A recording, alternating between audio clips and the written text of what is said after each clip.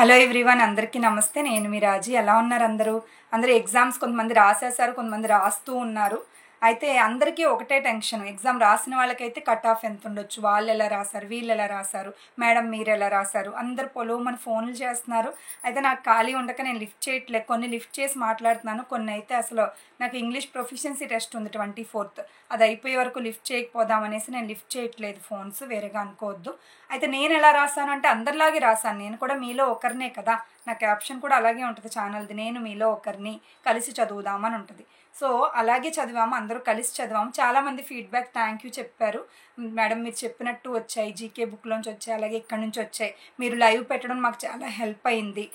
మా దీవెనలు, మా ఆశీస్సులు మీకు ఎప్పుడు ఉంటాయి మేడం అని చాలామంది ఫీడ్బ్యాక్ చెప్పారు. నాకు చాలా ఆనందంగా అనిపించింది.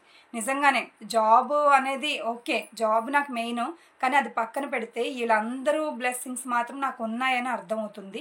ఓకే, అయితే నాకు మార్క్స్ ఎలా వస్తున్నాయి మేడం మీకని ఒకటే క్వశ్చన్. అందరూ ఎలా వస్తున్నాయి అంటే మీలాగే వస్తున్నాయి. నాకు టెట్ అయితే 13.5 ఉన్నాయి. సో దాంతో కలుపుకొని 70 ఎక్స్పెక్ట్ చేస్తున్నాను. నేను 70+ ఎక్స్పెక్ట్ చేస్తున్నాను, 71, 72. సో జాబ్ వస్తుందని హోప్స్తో ఉన్నాను. అలాగే మీరు ఉండండి, మీకు టెట్తో కలుపుకొని ఇలా ఉంటే కనుక ఎక్స్పెక్ట్ చేయొచ్చు జాబ్, ప్రాబ్లం లేదు. నాది ఓసీ అనమాట, జనరల్ కేటగిరీ.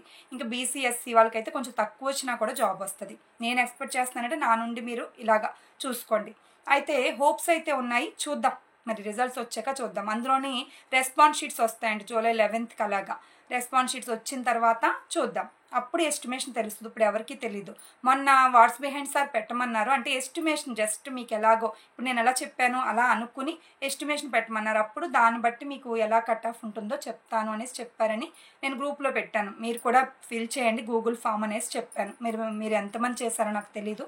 ఒక ఎస్టిమేషన్ కోసం క్యూరియాసిటీ అనేది మనలో ఉంది కదా, అది తెలుసుకోవడానికి అంతే. నేను 10th ఆఫ్టర్నూన్ రాశాను. పేపర్ అయితే మోడరేట్గా ఉంది, మరీ అంత కష్టంగా లేదు, మరీ అంత ఈజీగాను లేదు. Okay, not an easy paper అది. సో అందుకని నేను ఇది ఆఫ్లైన్ కూడా కాదు కదా, ఆన్లైన్ కదా. క్వశ్చన్స్ ఎలా ఇచ్చారో కొన్ని మర్చిపోయాను, కొన్ని ఆన్సర్స్ ఏం పెట్టానో మర్చిపోయాను, కొన్ని ఏంటంటే అసలు ఆప్షన్స్ ఏమున్నాయి, క్వశ్చన్ గుర్తొచ్చినా ఆప్షన్స్ ఎలా ఇచ్చాడు, మల్టిపుల్ ఇచ్చాడా, సింగిల్ ఇచ్చాడా, అది కూడా మర్చిపోయా. సో మర్చిపోతాం కదా, సహజం కదా. 160 క్వశ్చన్స్లో 160 అంటే గుర్తుండవు కదా, చాలా మటుకు గుర్తున్నాయి. నేను వీడియో కూడా చేశాను. సో మీకు కూడా అంతే, కొన్ని గుర్తున్నంత మటుకు చూసుకోండి. బుక్స్లో కరెక్ట్ అయితే కరెక్ట్ అయితే, రాంగ్ అయితే మనం ఎంత ప్రజెంట్ చేసామో దాన్ని బట్టి మార్క్స్ వస్తాయి. టెన్షన్ అయితే పడొద్దు. ఇంక రిజల్ట్స్ వచ్చేదాకా వెయిట్ చేద్దాం. రెస్పాన్స్ షీట్స్ వచ్చాక అందరూ చూసుకోండి, తర్వాత రిజల్ట్స్ వచ్చాక ఫైనల్గా చూసుకోండి. తప్ప ఎవరిని నమ్మొద్దు, యూట్యూబర్స్ని కానీ నన్ను కానీ ఎవరిని. అందుకే నేను చెప్పట్లేదు ఎన్ని వస్తాయి మేడం, ఎంత కట్ ఆఫ్ ఉంటుందంటే నాకే తెలియదు, నేను ఎలా చెప్పేది.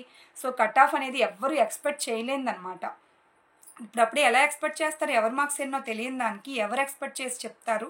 సో ఎవరు చెప్పినా అది రాంగే అవుతుంది. ఎస్టిమేషన్ చెప్తారు సార్, కిరణ్ సార్ చెప్తే ఏంటంటే కరెక్ట్గానే చెప్తారు. ఎస్టిమేషన్ చెప్తారు ఎవరైనా, ఎస్టిమేషన్ నమ్మొచ్చు. కానీ ఫైనల్ ఏంటంటే మనకి ఇంకా గవర్నమెంట్ నుంచి వచ్చిందే అఫీషియల్ న్యూస్. ఓకేనా, ఎవరు రాసేవాళ్ళు ఇంకా ఉన్నారు కదా ఎగ్జామ్స్. నాకు 24th ప్రొఫిషియన్సీ టెస్ట్ ఉంది, అది చదువుకుంటున్నాను. అలాగే 25th మీరు కొంతమంది సైన్స్ పెట్టారు. అంటే సైన్స్ ఏముంటుందంటే కొంతమంది చాలామంది వీడియో చేయమన్నారు. అంటే టీజీటీ బయాలజికల్ సైన్స్ నేను రాశాను 8న. దాంట్లో ఓన్లీ మనం ఏం చదివాము, బయాలజికల్ సైన్స్కి, ఎస్ఏ బయాలజీకి అవే సబ్జెక్ట్స్ ఉంటాయి, ఇంగ్లీష్లో ఉంటాయి. కానీ టీజీటీ సైన్స్ రాసే వాళ్ళు గుర్తుపెట్టుకొని 25th రాస్తున్నారు. వాళ్ళకి ఎలా ఉంటుందంటే ఫిజిక్స్ కెమిస్ట్రీ కూడా ఉంటుంది. 10th వరకు ఫిజిక్స్ కెమిస్ట్రీ కూడా చదువుకోండి, అది చెప్పడానికి నేను వీడియో చేశాను. 10th వరకు ఫిజిక్స్ కెమిస్ట్రీ బుక్స్ కూడా అంటే ఒకే దాంట్లో ఉంటాయి, ఫిజిక్స్ కెమిస్ట్రీ కలిపి. బయాలజీ విడిగా ఉంటుంది, ఈ బుక్ విడిగా ఉంటుంది. 10th వరకు అయినా చూడండి, ఇంటర్ చూడమని నేను అనట్లేదు, 10th వరకు చూడండి. 10th లెవెల్లోనే బాగా అడిగాడు కాబట్టి 8th, 9th, 10th physics chemistry కంపల్సరీగా చూడండి బయాలజీతో పాటు. అలాగే పర్స్పెక్టివ్ ఎడ్యుకేషన్, సైకాలజీ ఆల్రెడీ చదువున్నారు కాబట్టి ఒకసారి చూసుకొని వెళ్ళండి. టీజీటీ సైన్స్ వాళ్ళు, నేను అది అప్లై చేయలేదు. తర్వాత ప్రొఫిషియన్సీ టెస్ట్కి ఏముంటాయండి అని అడిగారు. సిలబస్ డౌన్లోడ్ చేసుకోండి, లేదంటే నేను గ్రూప్లో పెట్టాను, మళ్ళీ ఈరోజు పోస్ట్ చేస్తాను గ్రూప్లో.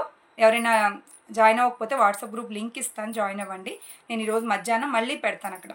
ఓకేనా, మళ్ళీ పెడతాను. ఒకసారి సిలబస్ చూసుకోండి. సిలబస్ ప్రకారం రోజుకో టాపిక్, రోజుకి 2 టాపిక్, టైం లేదు కదా, రోజుకి 2 టాపిక్లు చొప్పున 24th ఎగ్జామ్కి చూసేసుకోండి సిలబస్. గ్రామర్ అంతే, ఫుల్ గ్రామర్ ఉంటుంది. ప్రొఫిషియన్సీ టెస్ట్ అంటే నథింగ్ బట్ గ్రామర్. ఇంగ్లీష్ మీద నీకు ఎంత పట్టుందో టెస్ట్ చేస్తారు. రైటర్స్ పెద్ద అడగరంట, ఓన్లీ గ్రామర్ అనమాట. ఆర్టికల్స్, తర్వాత direct indirect speech, voice, tenses మీద పట్టుండాలి. టెన్సెస్, వెర్బ్ ఫామ్స్ మొత్తం అలాగ మొత్తం అన్నీ చూసుకోండి. తర్వాత చాలామంది యూట్యూబ్లో చేస్తున్నారు, చక్రవ్యూహం అని చెప్పి చేస్తున్నారు. అంటే కొంతమంది లైవ్లు చేస్తున్నారు, కొంతమంది పేపర్స్, మోడల్ పేపర్స్ చేస్తున్నారు, గతంలో జరిగిన పేపర్స్ చేస్తున్నారు. అవి చూడండి, ఒక ఐడియా వస్తుంది మీకు. ఒక ట్రిక్స్ కూడా చెప్తున్నారు, వాళ్ళు ఎలా ఆన్సర్ చేయాలి గ్రామర్ని ట్రిక్స్ చెప్తున్నారు. యూట్యూబ్లో కొన్ని చూడండి, ఒక ఐడియా వస్తుంది. తర్వాత మీ దగ్గర ఉన్న గ్రామర్, మీ దగ్గర ఉన్న సోర్సెస్ని యూటిలైజ్ చేసుకుని ఇంగ్లీష్ గ్రామర్ ఒక్కటే ఓన్లీ, వేరే సబ్జెక్ట్ ఏం పడదు. ఇంగ్లీష్ ప్రొఫిషియన్సీ టెస్ట్కి ఇంగ్లీష్ గ్రామర్ ఒక్కటే చదువుకోండి, ఓకేనా. అది కూడా పైన అడుగుతాడంట, బేసిక్స్ అడుగుతాడంట, స్పెల్లింగ్స్ కూడా అడుగుతాడు. స్పెల్లింగ్స్, యాంటోనియమ్స్, సినోనియమ్స్ ఎవరు పెట్టలేం, కానీ 8th, 9th, 10th టెక్స్ట్ బుక్లు ఉంటాయి, దాంట్లో ఉన్న గ్లాసరీ ఉంటుంది. నేను వీడియోలు కూడా చేశాను ఛానల్లో, వీడియోల్లో ఉంటుంది, చూసుకోండి ఒకసారి. గ్లాసరీ నేను 8th glossary, 9th glossary, 10th glossary అని 3 వీడియోలు చేశాను. తర్వాత లెటర్ రైటింగ్ కొన్ని చేశాను, టైప్స్ ఆఫ్ సెంటెన్సెస్ మొన్న పెట్టాను వీడియో మీకు.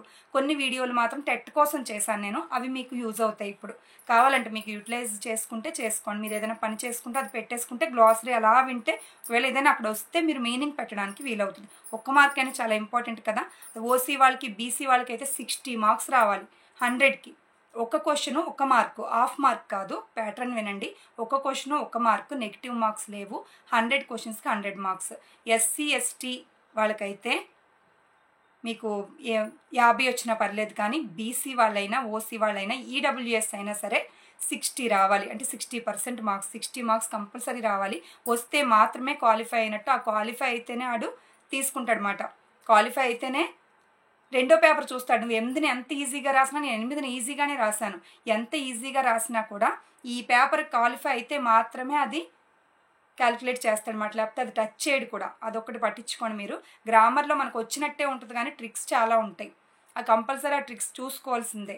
మనం ఎప్పుడో చదివాం, గ్రామర్ టెట్ కోసం చదివాం, వదిలేసాం. మాకు అప్పట్లో అయితే డిఎస్సిలో ఉండేది ఇంగ్లీష్, ఇప్పుడు డిఎస్సికి తీసాడు, టెట్లో పెట్టాడు, ఇప్పుడు ఇంగ్లీష్ ప్రొఫిషియన్సీ టెస్ట్కి పెట్టాడు. కంపల్సరీగా గ్రామర్ మాత్రం మంచిగా చూసుకుంటే పైన ఇస్తారంటే మరీ డెప్త్గా ఎవరు డిక్షనరీ స్కిల్స్, లెటర్ రైటింగ్ మొత్తం.